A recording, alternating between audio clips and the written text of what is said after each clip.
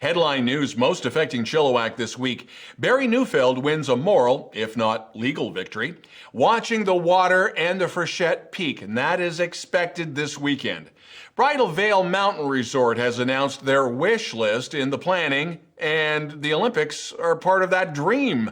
And Chilliwack City Hall getting ready for a multi-million-dollar facelift. As well, the City of Chilliwack presenting the Envision Financial and Rotary Canada Day show, and that'll be up on chillTV. Our special guests this week include Jared Mumford, Executive Director for the Downtown Chilliwack Community Market, as well Andy Hillhouse with the Harrison Festival of the Arts. All right, Chilliwack, let's get started. And our top story brought to you by Hofstede's Country Barn. Our top story involves the controversial school trustee, Barry Neufeld. On Wednesday, he won his appeal against a court decision dismissing his defamation lawsuit against former BC Teachers Federation President Glenn Hansman. So in a nutshell, and this kind of gets complicated, in 2018, Neufeld filed a civil lawsuit against Hansman for comments the former BCTF president made about the trustee in 2017. This in the debate about anti-bullying gender identity materials that are used in schools in BC. That's SOGI 123. Now, this was the first time the anti-SLAP legislation had been used in court, and Neufeld appealed. The BC Court of Appeal ruled that the judge who dismissed Neufeld's claim under the Protection of Public Participation Act actually erred in assessing whether there was likely a valid defense for fair comment. So, according to the wording of the ruling, and we are really simplifying things here, Neufeld will simply have his day in court for his libel claim against Hansman. The BC River Forecast Center has issued a high stream flow advisory for the Fraser River. Now, the public is advised to stay clear of the fast-flowing rivers and potentially unstable riverbanks during the high stream flow period. So, based on the current modeling, the upper and middle Fraser expect to peak at flows between 5 and 10-year return periods. So basically, it's the same. It's what we're expecting. For us in the lower portion, this weekend is where we do watch the water. And again, this is an advisory. It's not a flood warning or a flood watch. Chilliwack RCMP searching for the person responsible for a couple of stabbings on Sunday night about 45 minutes apart along Mary Street. A 58-year-old man and an 80-year-old senior with dementia were both hurt during unprovoked attacks. Now, RCMP are asking for closed-circuit video or dash cam video to help in this investigation. Now, both victims will be okay. And this may be putting the cart before the horse. Following a meeting last week with former Vanoc CEO John Furlong, the team behind the proposed Bridal Veil Mountain Resort came out in support of his vision for a regional bid to host the 2030 Olympic and Paralympic Winter Games, as in many as 8 or 9 BC communities. Now, BVMR President Robert Wilson says his team's resort proposal, if given the green light by the province, this may be an opportunity for Chilliwack to submit a proposal to be one of the bid's venue cities. Now, the key word is if. This project is just in the organization phase. Meanwhile, GM First Nations has not endorsed this idea. They've already backed a gondola idea from Jason Faulkner that was revealed in 2019. Faulkner was the Sea to Sky gondola project head at the time. And now, a few comments from Richard Prosey on Hofstede's Country Barn's commitment to zero waste.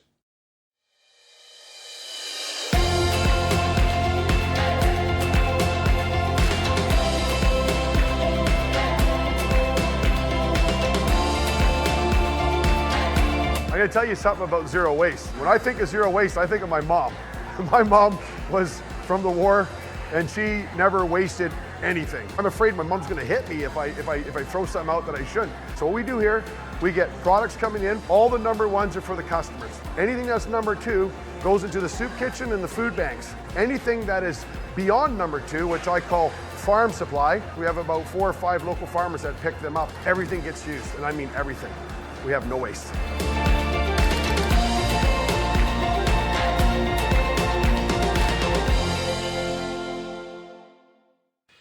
Both Chilliwack area MLAs, Dan Coulter and Kelly Padden, say 74 new affordable rental homes are coming to Chilliwack for people who experience mobility challenges, seniors, and families with low to moderate incomes.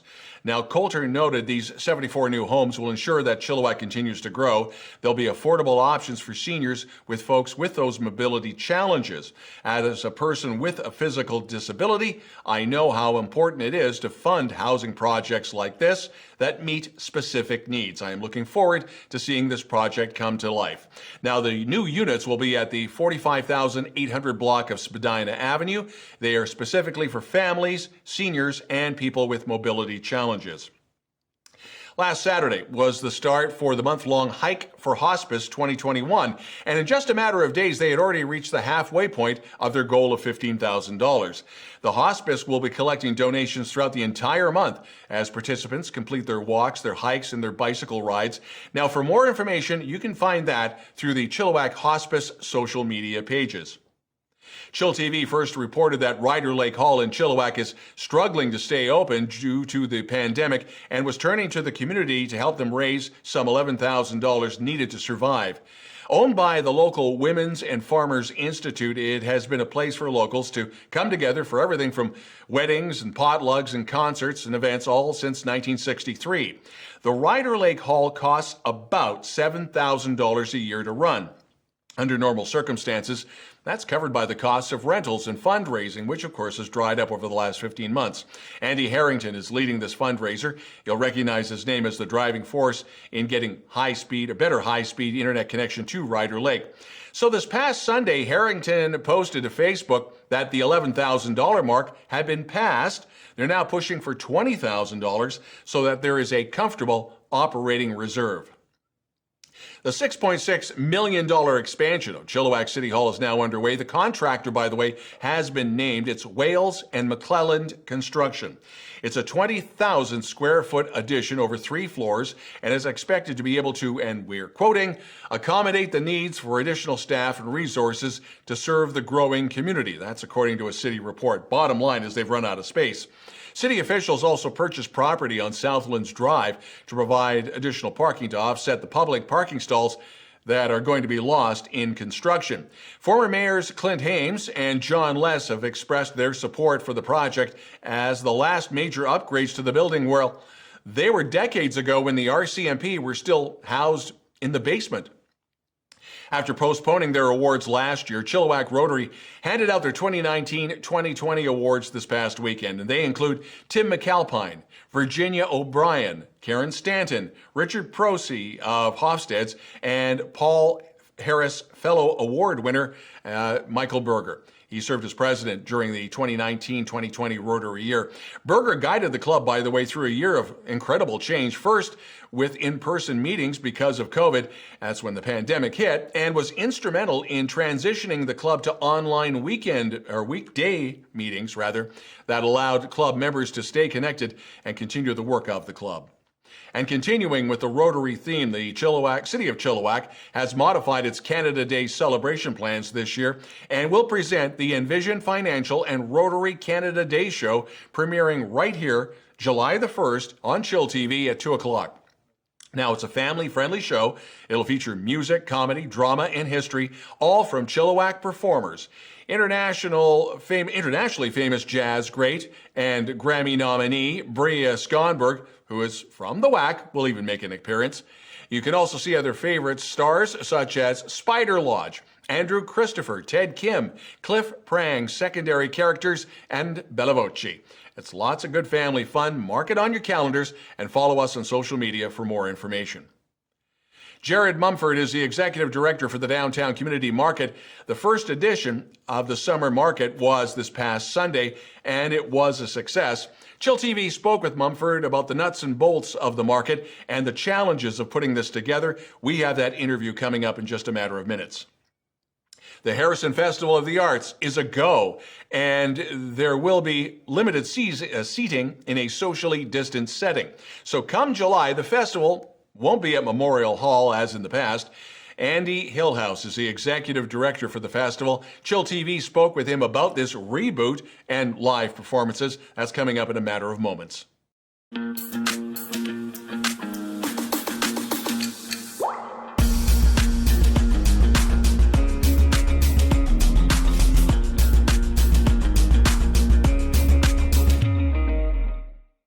chillTV's News of the Week with Don Lehn and Andy Hillhouse with the Executive Director for the Harrison Festival. This is a really cool idea, something that worked well in the past, and we are going to have a festival. It's just that it's not going to be a memorial hall. So how is this going to work, Andy, this year? We're picking up on an idea we came up with last year, because we just could not do the live music in Harrison in anywhere near the kind of capacity that we're used to, you know. And so we decided last year to do it on a farm in Agassiz with a great family there, the Schwichtenbergs, the Holberg Dairy Farm on I forget the name, Agassiz Avenue in Agassiz. And we put on a series of concerts last year, and it just, you know, limited audience, of course, we were only allowed 50 last year. And it just worked out beautifully. Like, everybody was just so happy to see live music again. And the location is gorgeous. You know, it's only temporary for this year, and we are planning to go back to Harrison next year. But we're so grateful to have such a beautiful place. The place itself is, you know, just creates such a nice atmosphere. So we're doing the same length of time that we would normally have for our festival, which is 10 days. And we're doing concerts almost every day. We're taking the Monday and Tuesday off, but during that period, and pretty busy on the weekend, and then during the weeknights we're just having a show at 7. Now, some of the people you have coming in, I was just looking at, you know, Simon Kendall of Doug and the Slugs and Jim Burns, and there's some other really cool acts that are coming in that some people may not have heard of before. Yeah, well, you know what's been interesting about this exercise is, you know, we're normally an international, national, and local festival. Like, we normally go from BC to West Africa in terms of the scope of our bookings, right? And what's been unusual this year is we were forced, you know, to really make it a BC-based festival. And it was really interesting to just see, my God, when I start just limiting it to BC, you really see what an incredible array of talent we have. And our programming is roots music based, right? So just even in that sphere of music, there's so many people. There's many people I could have booked and just didn't get the chance to. But everybody on the lineup is really great, and it's a very diverse lineup. It goes all the way from, as you said, the beloved blues master that we all know so well, Jim Burns, and of course a great actor as well that we know from TV. So, you know, really like a BC, staple and kind of a star here. All the way to a band like the Crescent Sky, who are a Fraser Valley-based, very young group, a quartet of 2 couples that do kind of folk, chamber folk. And then we got the whole first weekend is kind of dominated by members of the BC World Music Collective. So it's really like a weekend of diversity in culture and diversity in music. The collective itself does a performance on the Saturday night on the 10th. But the individual performers are going to do sets throughout the weekend. And the real cool thing... Continue. Yeah, the real cool thing too is if and your website's been doing this for quite a few years. There's plenty of video if you want to check out these artists before you buy the tickets. But we suggest buy the tickets anyway. Which gets me to the next question: is buying the tickets, and you can still do it online through the Harrison Festival website. Yes, and an important note: if you try now, you won't be able to, because we're opening them up, very late this year, for kind of obvious reasons, June 16th. And the reason, we had that as a date for a long time, because no one knew what was happening, right? Yep. And we deliberately put it late to allow for the opportunity that if things went south with the pandemic, we would just do a live streamed event. Mm-hmm. As it turns out, thankfully, things seem to be going in the right direction, and the opening up plans, are moving forward with caution and care. and June 15th is the next kind of announcement of the next phase opening. So just to be sure, we didn't want to sell tickets early that have to refund them or anything. Right. We're waiting until the 16th, and then we're good to go. So for now, we're sort of putting up the website. Everything was done much later than normally, just because of the uncertainty of everything. So as the weeks progress and as the closer we get to the 16th, you'll have more information on the website on the artists. And then the 16th, we're good to go with booking tickets. And I would suggest getting in there pretty early because some of the shows, I'm sure most of them will sell out because there's only, we're planning on 75 capacity per show. Right. So that's not too much yet. Okay, that's harrisonfestival.com, and we will definitely keep in touch. I've got a good feeling about what may come down from Victoria on the 15th. So we will definitely have more of these conversations as we're getting closer to showtime. And again, Andy Hillhouse, a big thank you. And also, I guess, a shout out to Vicky Laguerre, V-Art Photography, because she's going to be doing some photos for you guys. Again, Absolutely. Andy, we will be talking soon, and thanks again. Thank you. And you're watching Chill TV's News of the Week. Chill TV's News of the Week. Normally you see this guy talk about school board because he is a school trustee, Jared Mumford. We're talking about something totally different, and he is the vice president of the downtown community market, Chilliwack Community Market. Making sure I got the title right. The first one of the year this past Sunday, and a rousing success. 1,000 people coming through? Yeah, we had over 1,000 people come through the market.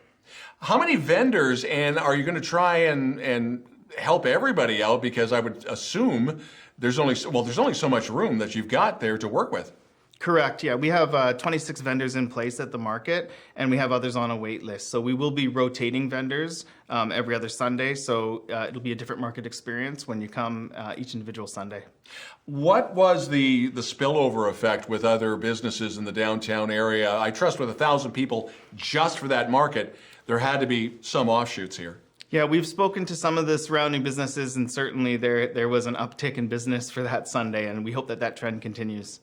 What about fees? I would assume you got to try and keep costs reasonably down because we're still going through the pandemic and everyone's still trying to make money, and yet even though it's a nonprofit, you've got to be able to pay the bills as well.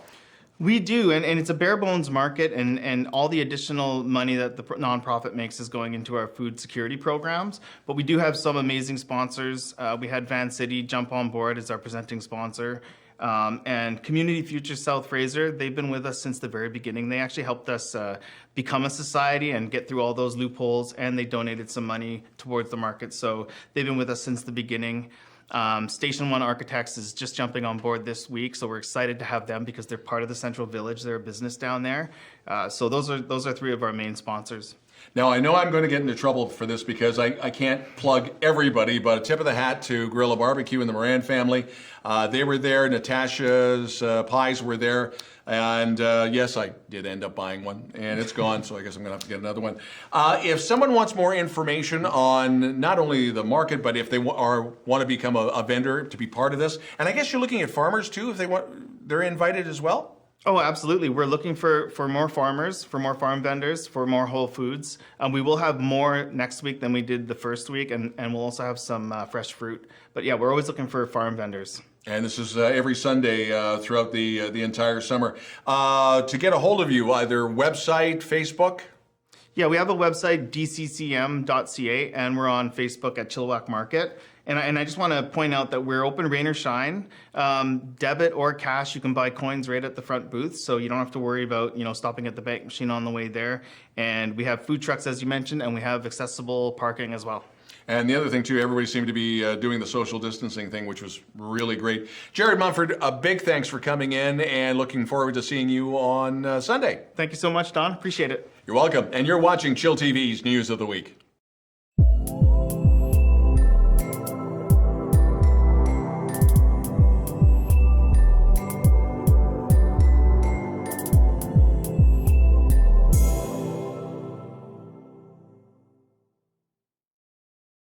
Chill TV Sports, and it feels like forever, but Chilliwack Giants minor football will actually have a Chili Bowl this August. Last year, with the pandemic unfolding, it was pretty much scrapped, not this year.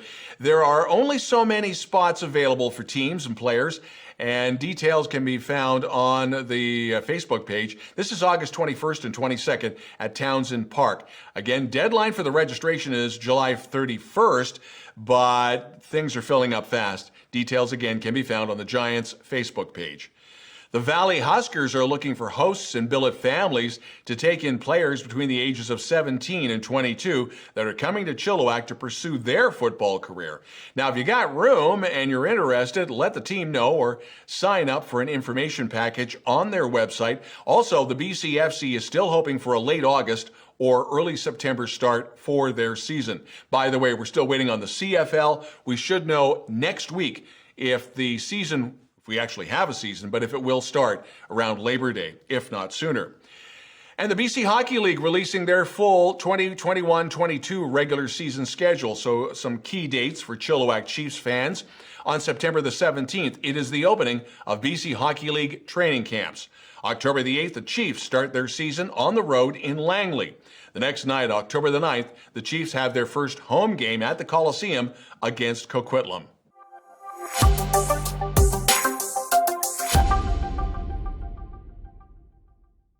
chillTV weather, mainly sunny this weekend with a chance of showers, a high around 23. Next week, be sure to tune in for chillTV's News of the Week with all the news and a special interview that we've got scheduled with Ed Stone and Astrid Bugling about their brand new chillTV mystery series, Friday Night Vetter Mysteries, premiering June 18th at 8 o'clock. So if you'd like to participate in reporting the news in Chilliwack and you have a story you think we should know about, drop us a note to news@chilltv.ca. We'd love to hear from you. And that's the news this week. I'm Don Lehn.